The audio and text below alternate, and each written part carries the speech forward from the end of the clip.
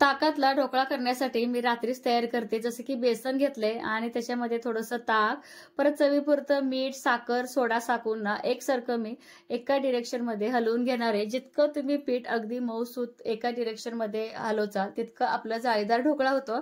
फक्त इतकंच लक्षात ठेवायचं, ताक जर आंबट असेल तर एकच वाटी वापरा, बाकीचं पाणी वापरलं तर चालते.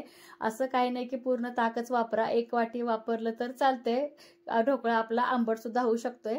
सकाळी करायचं असेल तर संध्याकाळी अशा पद्धतीने भिजवा आणि रात्री करायचं असेल तर सकाळी अशा पद्धतीने भिजवा. नमस्ते, मी अश्विनी. साई सम्य सिस्टर चॅनल मध्ये आपल्या सर्वांचं खूप खूप स्वागत आहे. सकाळचे वाजलेत 8. थंडीमुळे लवकर सकाळी उठायचं कितीही जरी म्हटलं तर 6-6:30 वाजून जातात. परिसर भरपूर असं मोठा आहे, खूप उशीर लागतोय. आणि आज सईपरीला मतदान आहे ना, आज तर सुट्टी आहे.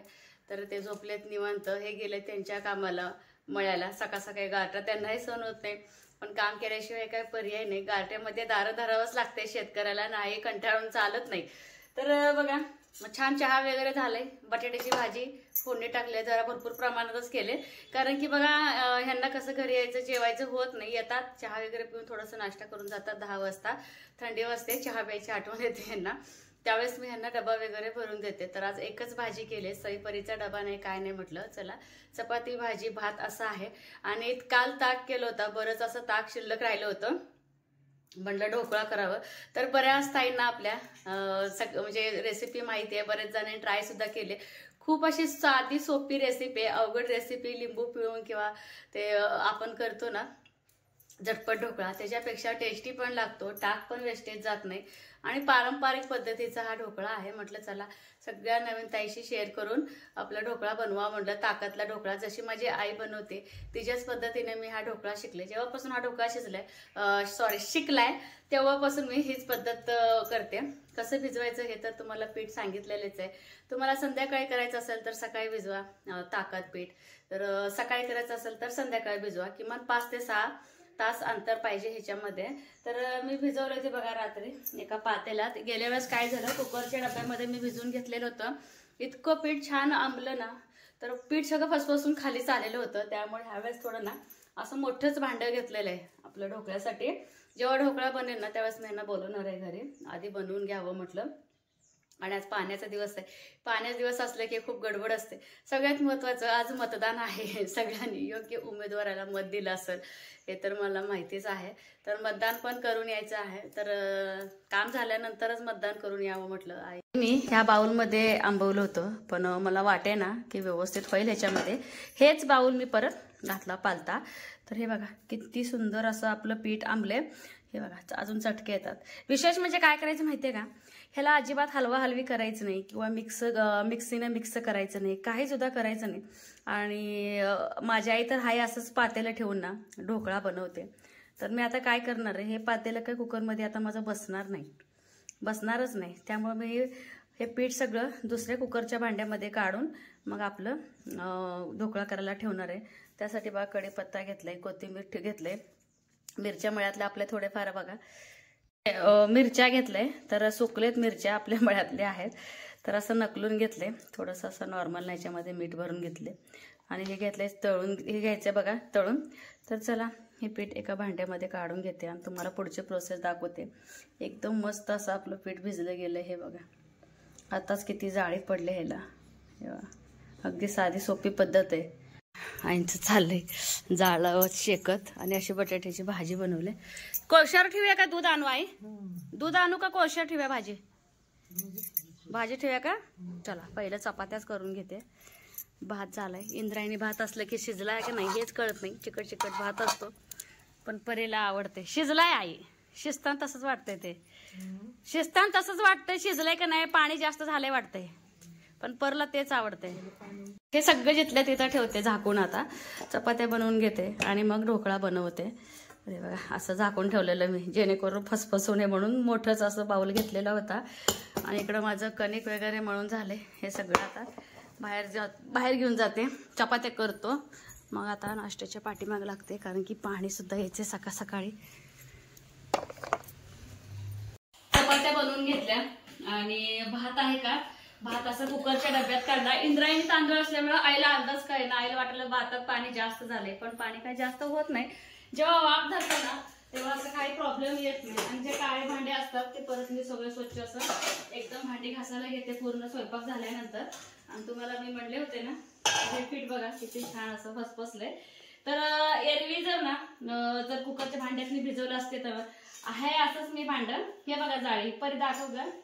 जितकं जास्त फेटेल तितकं जास्त असं आपल्या ढोकळ्याला जाळी येणार. सेम ह्या पद्धतीचं बघा. तर ह्या कुकरमध्ये सुद्धा हो आज किती छान झाले. हा ह्या कुकरमध्ये सुद्धा ना मला वाटणार आहे भरपूर वरच येणार आहे. पण येऊ दे आता काही हरकत नाही. तर बघा असं शिट्टी काढायची टोपणाची तुम्हाला मी सांगते सविस्तर. तर कुकरमध्ये ना फक्त मी अर्धा ग्लास म्हणजे आपलं कपाने जर म्हटलं तर चहा प्यायचा 1.5 कप मी असं पाणी घातलेलं आहे. जास्तीचं का पाणी नाही. आणि कुकरची शिट्टी मी काढून घेणार आहे. तर बरोबर घड्याळामध्ये ना टायमिंग लावायचा. जसं की बघा 20 मिनिटाच्या वर अजिबात आपल्याला म्हणजे जास्त काळजी करायची गरज नाही. पटकन आपलं होऊन जात आहे ढोकळा. शिट्टी पण काढून घेतलेली आहे. आणि एक स्टँड घेणार आहे. त्या स्टँडवरती ना मी आपलं हे कुकरचं भांडं ठेवणार आहे. तर माझ्याकडे असे स्टँड आहेत कुकरमध्ये ठेवायचे जेणेकरून ना तळ्याला लागायला नको. जर समजा पाणी जर त्यातलं संपलं तर पण काही पण प्रॉब्लेम येणार नाही. आणि तुम्ही ज्या भांड्यामध्ये रात्री तुम्ही भिजवता तेच भांडं डायरेक्ट ठेवलं तर चालतंय. असं काय नाही की तेलच लावायला पाहिजे होतं किंवा पीठ भुरभरायला पाहिजे होतं. असं जर फ्लेम जर बोलली तर अगदी मिडियम असं ठेवले. जास्त मोठंही नाही आणि जास्त छोटंही नाही. अशामध्ये चला बरोबर 20 मिनिटं आपलं ढोकळा बनवून वापरून घेते. तोपर्यंत मी दुसरी कामं करून घेते. बरोबर मोजून फक्त 20 मिनिटच मी घेतलेले. किती छान असं आपला ढोकळा फुगलाय. तर हे काढून घेऊ डबा आता. एकदम मस्त आणि मस्त स्पंजी झालाय. हे बघा अगदी हलक्या हाताने. तर आहे असंच मी ह्याच्यावरती ना तडका देऊन घेणार आहे. त्याच्या अगोदर सगळं कुकरवर काढून घेते. तेल टाकलंय आणि त्याच्यामध्ये बघा भरपूर जिरे मोहरी. सहसा कोण जिरे घालत नाही मोहरीच घालतात. मला थोडंसं टाकावं. आणि ह्याच्यामध्ये बघा थोडीशी हिरवी मिरची आणि कढीपत्ता टाकणार आहे. नक्की इतका वरडा लागलाय कारण की एक बोका आले म्हणूनच्या मागे लागलाय आपल्या. तर का आपल्या एरियात आलाय म्हणून त्याचं बघा चाललंय ओरडायचं. तर छान असं हे तळसून घेतलं का तर काय काय त्याच्यामध्ये पाणी घालतात ना. तर आई म्हणजे पाणी घालत नाही म्हणून मी पण नाही घालत पाणी. तर हे बघा मस्तपैकी असा तडका बसला तर ह्याच्यावरती ना स्प्रेड करायचं. हा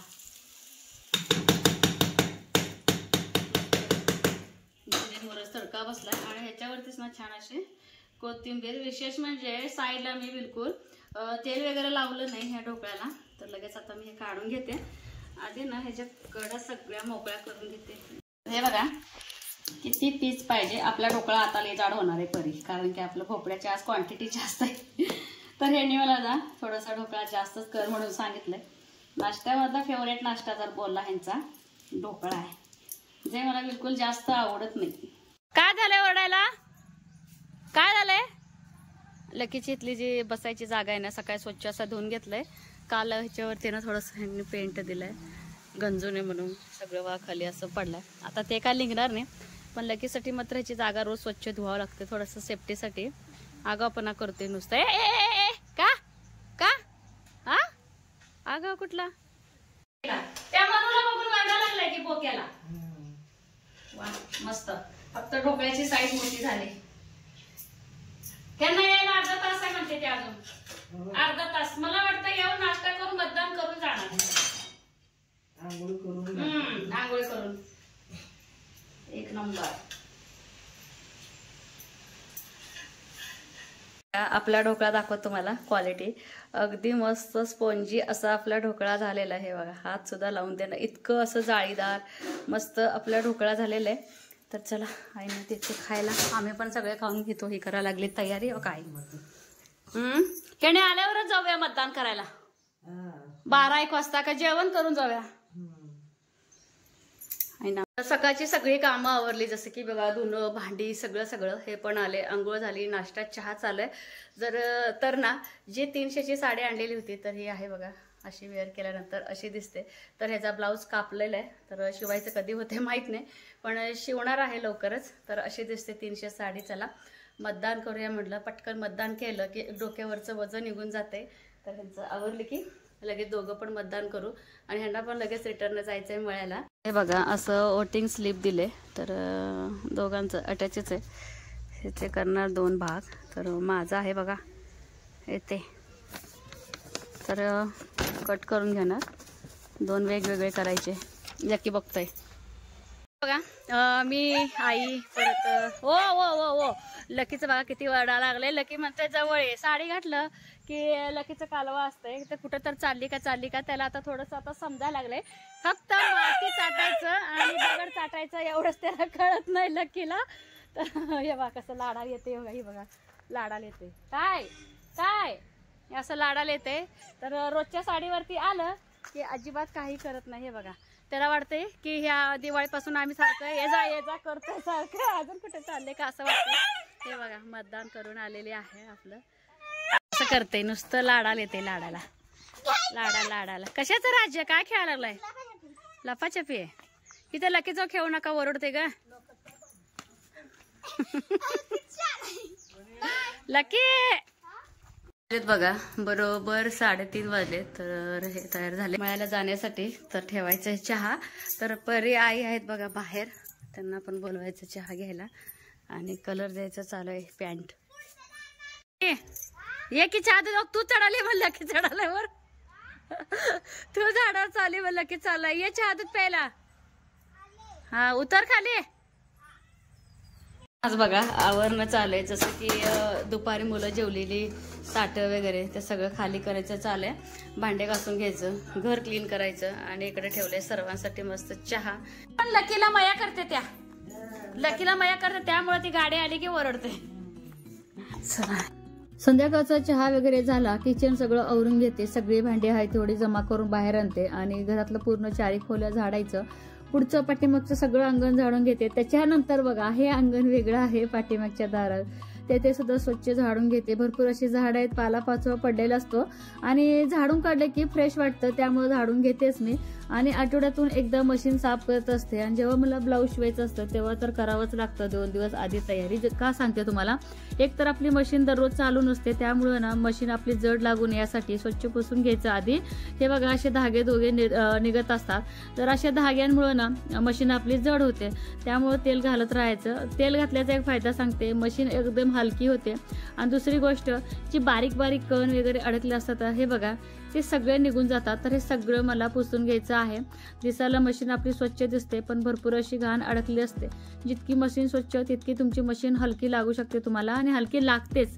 तर हे बघा पायडल मारत मारत माझं तेल घालणं चालू आहे. जिथे जिथे तुम्हाला होल दिसतील तिथे तेल घालायचं म्हणजे घालायचंच. आणि मशीनचं तेल वेगळं असतं हे मात्र लक्षात ठेवा. ही आहे पिकोफॉलची मशीन. तर म्हटलं चला ही पण मशीनचं गड्डं स्वच्छ पुसून जिथे जिथे होल आहेत हे तुम्हाला दाखवते बघा. त्या ठिकाणी आपलं संध्याकाळचे बघा 7 वाजलेले, तर हे जमून थकून येते. तर चहा घेतला आणखीन एकदा. चहा तसं घेऊन ये, पण अर्धा कप घेतो, जास्तीचं नाही. आणि आता तरी थंडी सुटली. तर किचन जवळ येऊन बघितलंय, सईने कुटाणा केला होता, ते तुम्हाला उद्या चूल दाखवते. उन्हाळ्यात ती आजीने चूल केली होती बघा, तुम्हाला ते चूल दाखवायला काढून ठेवले. त्या चुलीवरती चीज केलाय आणि मला वाटतं तिला जमलोय सुद्धा चीज करायला. हे बघा असं चीज करून किसून मिनी पिझ्झा करून ठेवलंय. आणि तिचे मैत्रिणी बोलवायला आल्यानंतर खेळायला परत ती गेली. सहसा सई परी कोट्याच खेळायला जात नाहीत. घरातल्या दोघे बहिणीचं खेळणं, अभ्यास करणं, भांडणं चालू असते. तर इथले इथे खेळून गेले. आणि मला वाटते असं गॅसवरती ठेवले काय मला माहित नाही, पूर्ण ही प्लेट तळसली लगेच मला कळतंय. पोरांचा कुटाणा बघा असं असतोय. आणि सकाळीच भरणी मी स्वच्छ धुवून घेतलेली. कधीही बघा आपल्या भरणीतलं कुठलंही जरी साहित्य संपलं की पूर्ण घासल्याशिवाय ना भरावास मध्ये वाटतच नाही. सगळं घासून पुसून मग भरलं की चांगलं वाटतंय. आणि सकाळच्या भाजीची सोय मग संध्याकाळी मी बांधून ठेवणार आहे. मटकी मग संध्याकाळी मी बांधून ठेवणार आहे. आणि आताच्या भाजीसाठी बघा प्रत्येक गृहिणीला एकच असते की संध्याकाळी भाजी करायची काय. तर बघा अशा पद्धतीने मी टमाटर आणि कांदा असा शिजत घातले. आणि ह्याच पाण्यामध्ये मी आमटी करणार आहे. जसे की बघा शॉर्टकट टमाट्याची साल म्हणा किंवा टोमॅटोची आमटी म्हणा. फक्त या टोमॅटोवरचं साल काढायचं, मिक्सरमध्ये फिरवायचं. लसूण, खोबरं, आलं, मिरची थोडंसं कट करून ह्याच्यामध्ये टाकत असते. खूप छान अशी ही आमटी होती. तर ह्यांना आज खायचं बघा बाजरीची भाकरी. म्हटलं चुलीवरतीच आता करावं. तर भाजीची तयारी आज करते. तडका मारून परत चुलीवरती नेऊन ठेवते. छान अशी आपली भाजी पण होऊन जाते. तर चला पीठ मीठ सगळं जेवढं पाहिजे तेवढं बाहेर म्हणजे एकदमच घेऊन जाते, म्हणजे जास्तीचं काय हेलपाटा होत नाही. तर दिवसा बघा एकतर मतदानावरून आले, परत सईपरी घरी त्यांचा कालवा एक वेगळाच असतो. आणि एक ब्लाऊज पण कटिंग करून ठेवलाय.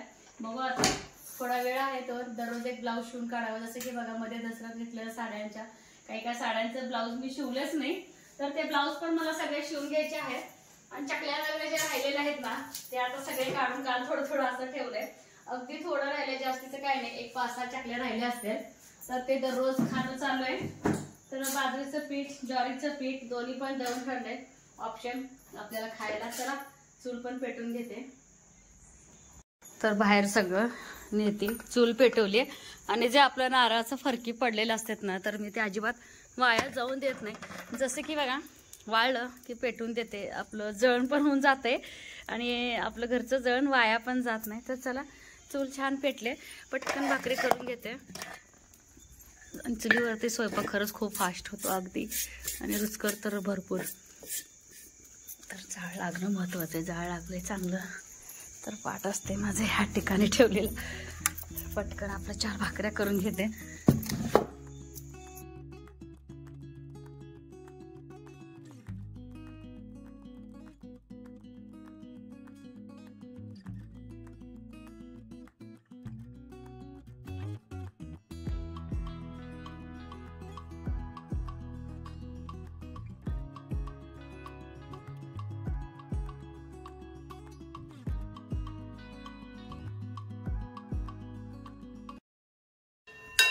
शिजलेले टोमॅटो आणि कांदा आहे ना, तर हे सगळं याची पेस्ट मिक्सरमध्ये करून घेणार.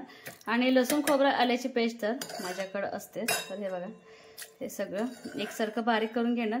आणि दुसरी गोष्ट, हे पाणी मी रस्त्यासाठी वापरणार आहे. लसूण खोबरं काय माझ्याकडे 4-5 दिवसाचं रेडी केलेलं असते, त्यामुळे काय प्रॉब्लेम नाही. आणि हे जे गरम पाणी आहे ना ते गरम पाणी आता हे भाजीला वापरणारच आहे. अगदी थोडं 2-3 वाट्याचा रस्सा करायचा आहे, कारण की सकाळची बघा बटाट्याचे थोडेसा रस्सा आहे. आणि संध्याकाळचं जास्तीत जास्त काय भाज्या लागत नाही, दूध आहे आणि दूध दुसरं आता येते आणि आता बटाट्याचा रस्सा आहे. आणि मुलं खातात, खाल्लं नाही तर नाही असं असतं सईपरीचं. तर तेल आणि जिरे मोहरी घातले. आणि घरचं कढीपत्त्याचं झाड असल्यामुळे काय होते ताजं आणायचं असं सवय पडले. आणि संध्याकाळचं लक्षातच राहत नाही, सकाळचं तेवढं लक्षात राहते बघा. तर कढीपत्ता असेल तर कढीपत्ता घाला. तर हे बघा हे आपलं कांदा आणि टोमॅटोचं आपण मिश्रण एकदम बारीक अशी पेस्ट तयार झाली आहे. छान असं तेल सुटलं का त्याच्यामध्ये आपलं तयार लसूण खोबरं आणि आलं. तर माझ्या माहेरी पुदिना आणि कोथिंबीर पण टाकतात, तर मी पण कोथिंबीर टाकते अवेलेबल असेल तर. तर भाऊ कसं रोज शाळेत मुलींना सोडायला जातो आणि येता ताजं भाजीपाला, शेवटी जिल्हा आहे तर दररोजच्या दररोज मिळतं तिथं. तर धने पावडर टाकते आणि थोडंसं काळा मसाला टाकलाय आणि थोडंसं आपलं हळद. तर आणखी थोडंसं काय, अगदी सोपं आहे, कुणाला पण येऊ शकते, पण पद्धत थोडीशी सगळ्यांची वेगळी असते. तर कोण याच्यामध्ये ना थोडंसं हे पण टाकतं बघा, गूळ पण टाकतं. तर आमचे म्हणजे कानडी भागामध्ये थोडंसं गूळ टाकतात, आमच्या इथं बरेच शेजारचे टाकतात, तर मी नाही टाकत. तर कट येण्यासाठी ग्रेव्हीमध्ये थोडंसं असं पाणी ओतून घेतलंय. आणि मिक्सरच्या भांड्यामध्येच मी मगाचं राहिले जे गरम पाणी होतं का ते ओतून घेतलंय, जेणेकरून आपलं टोमॅटोचं जे काय आहे तर सगळं आपलं भाजीमध्ये ओतून घ्यायला येते. तर हे बघा छान असं ग्रेव्हीला तेल सुटले मस्त. ज्या वेळेस मला घरात भाजी नसते ना त्यावेळेस मी हेच ऑप्शन घेते. आणि हे बघा तर एवढंसा रस्सा पुरेसा आहे आम्हाला.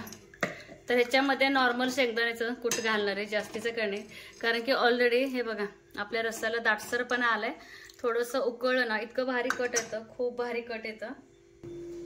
आणि त्याच्यामध्ये नॉर्मलचं असं शेंगदाण्याचं कूट घालणार आणि कोथिंबीर टाकणार. तर चला इथेच मी माझ्या व्हिडिओचा एंड करणार आहे. तर खूप छान अशी भाजी लागते. आणि आजचा दिवसभराचा रुटीन कसं वाटला, विशेष म्हणजे बरं का ढोकळ्याची रेसिपी खरंच तुम्ही करून बघा, खूप छान अशी होते. आणि पारंपरिक पद्धतीची आहे. पारंपरिक पद्धतीची रेसिपी ना आता खूप असं दुर्मिळ होऊ लागलेलं आहे. म्हटलं आता चला तुमच्याशी आणखीन एकदा शेअर करावं. तर कशी वाटली रेसिपी हे सुद्धा कमेंट बॉक्स मध्ये सांगा. तर खूप छान छान आज कमेंट आले स्वामीच्या बद्दल. सगळ्यांना श्री स्वामी समर्थ. आणि चॅनलवरती कोण नवीन आहे का, व्हिडिओ तर बघतच राहा. लाईक शेअर सबस्क्राईब करायला अजिबात विसरू नका. बाय.